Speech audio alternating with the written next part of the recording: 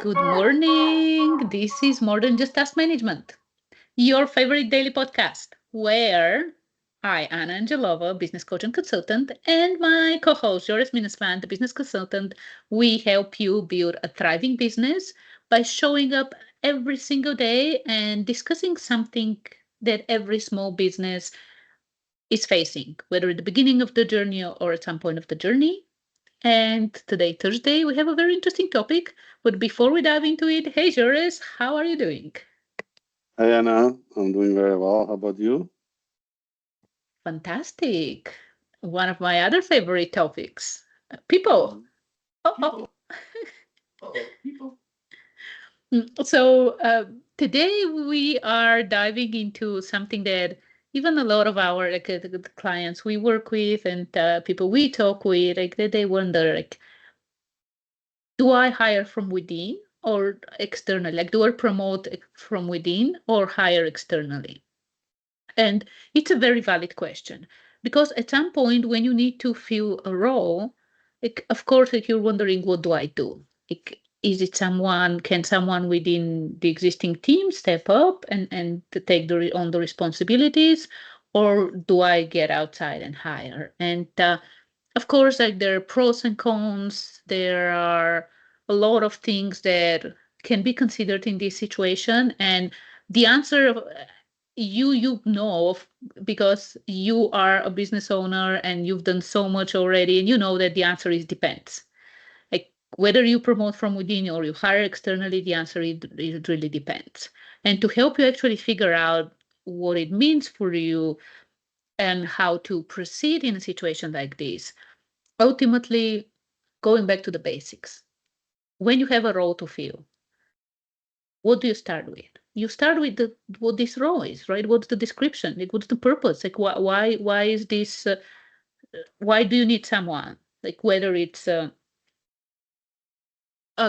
customer success manager or uh, if it's a sales person, whatever it is, like, why do you need this? So ultimately, you start with the description of this role, like what they need to do, what they need to achieve. And one of the things, like we work with our clients when we help them with consulting, when we help them build their businesses, and especially with the hiring, it's in addition to the skills, it's also attitude, right? Like how should this person show up? Like what are those, uh, I don't want to call them soft skills because they're not exactly soft skills, but what kind of person do you need? Like with certain values, like all these things, like think about all these things. And ultimately, once you have this, once you know this is where like you can look into, okay, promotion or hire externally. And promotion is in a way hiring. Like, do you have someone within your team who is actually good enough to fill that role?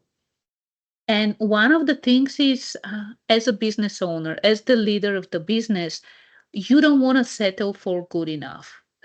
Like oh, this is a decent, because sometimes like good enough is the enemy of great. And don't be afraid to uh, make some people unhappy, maybe by going outside, by looking for talent outside, because ultimately you want to have in every single position in your business, you want to have the best possible players, the best possible people, like the best team in general. So as I said, it all starts with the basics, and the basics are the description of the role. Who are you looking for? And then from there, you can decide, okay, it's someone from within.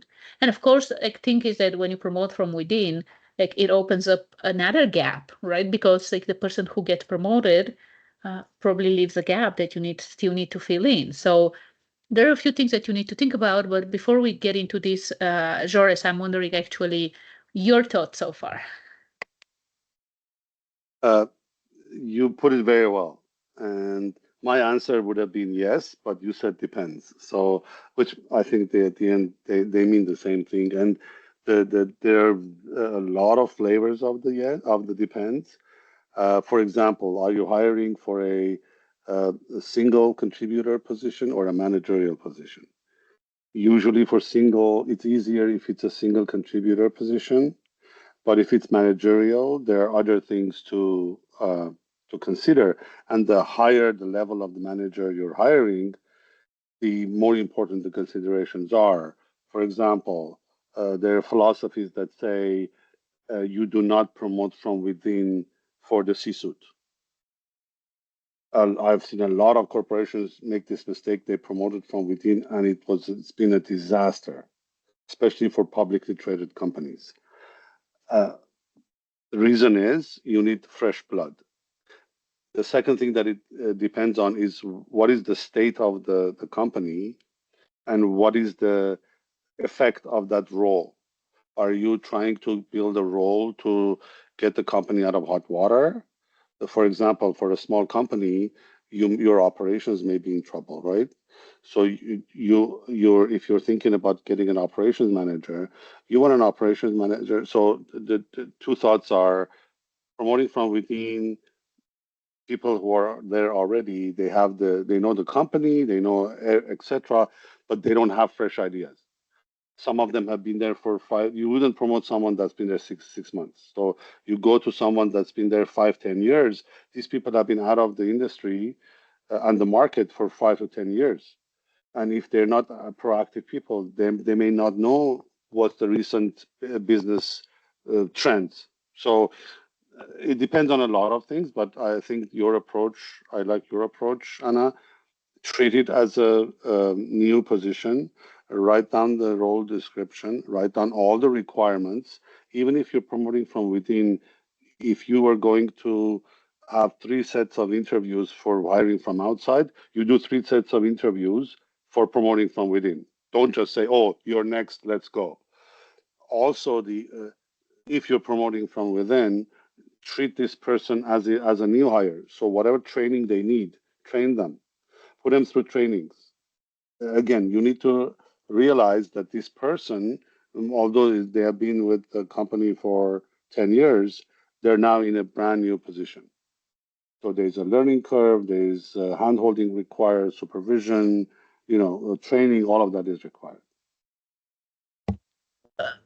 Absolutely. It's a brand new hire. Like even from within, it's a brand new hire.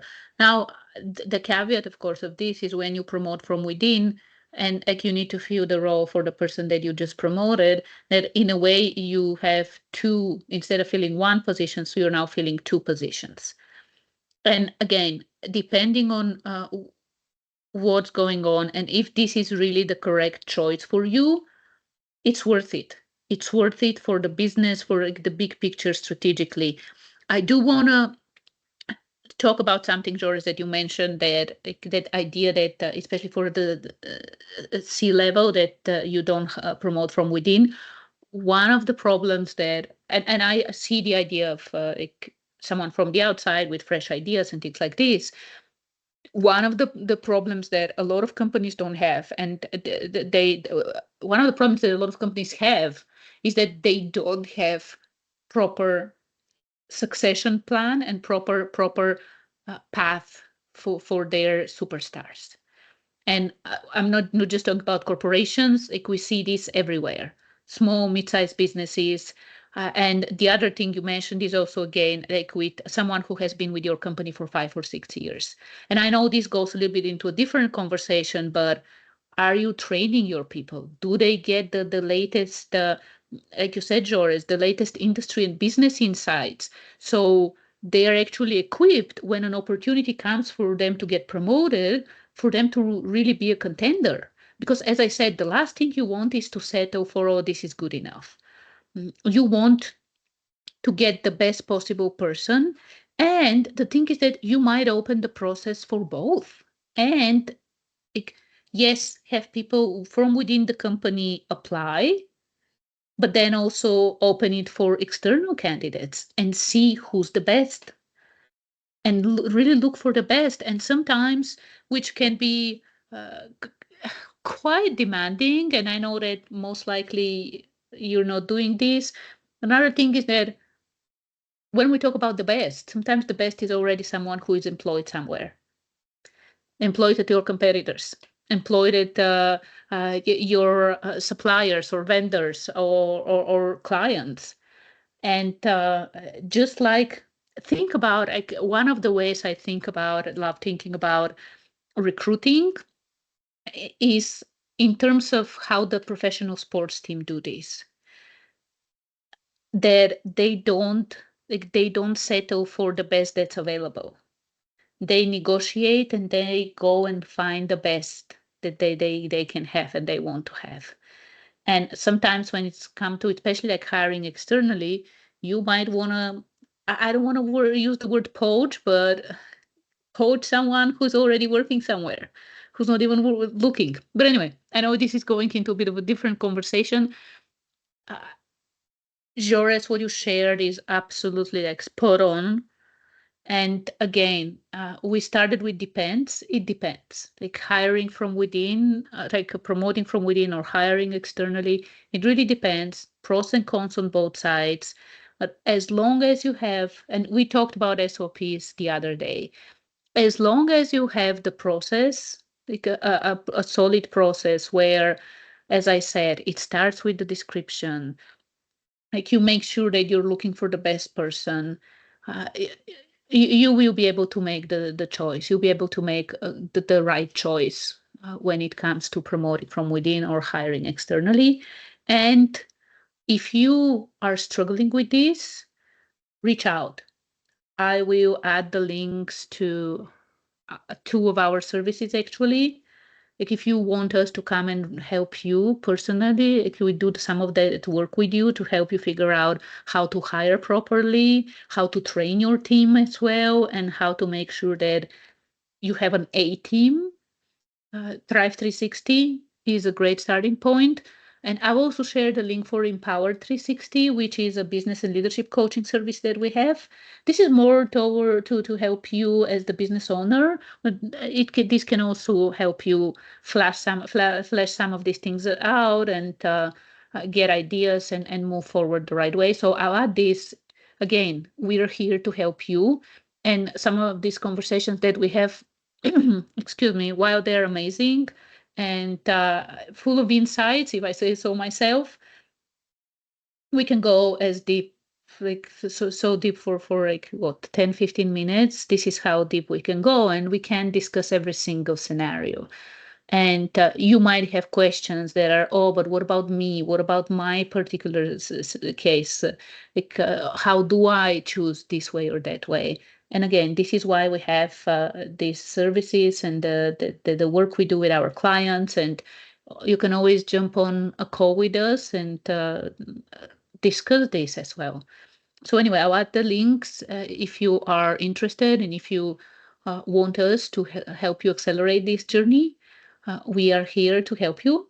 And yeah, anything else, Joris?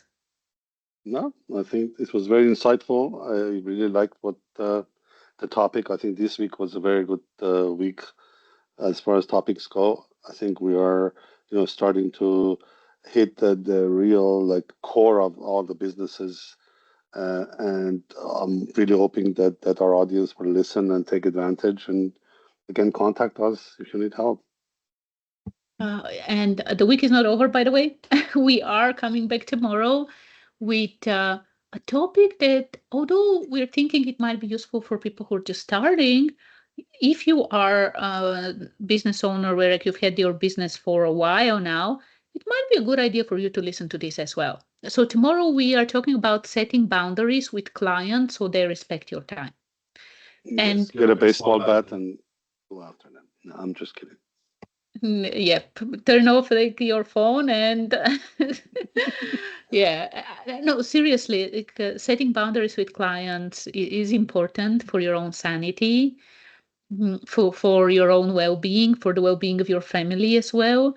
Mm, So whether you're just starting or you have an established business, that conversation tomorrow is a must listen. So the week is not over. Join us tomorrow, and in the meantime, check. Thrive 360 and Empower 360. And yes, we love our 360 names. And we look forward to chatting with you and hearing more about you. So, yeah, this is it for today. Thanks, Jores. See you tomorrow. Thanks, Anna. See you tomorrow. Bye.